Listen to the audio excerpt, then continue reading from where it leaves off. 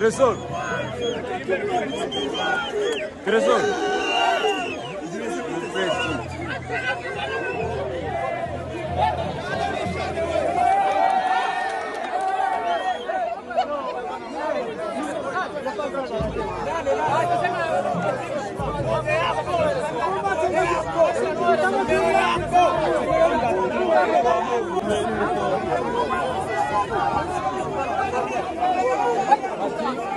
Due numero.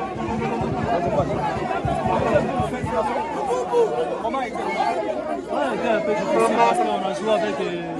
C'est pas un petit club, c'est un bon club, ils ont des bons joueurs, mais on a tenu quand même de gagner le match, donc c'est vraiment plaisir.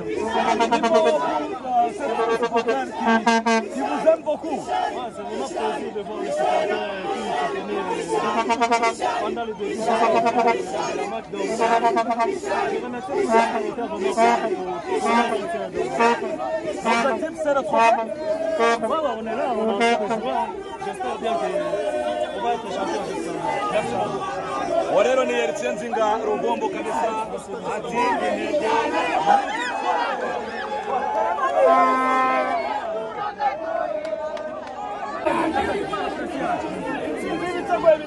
polisi umaze kuyimenyera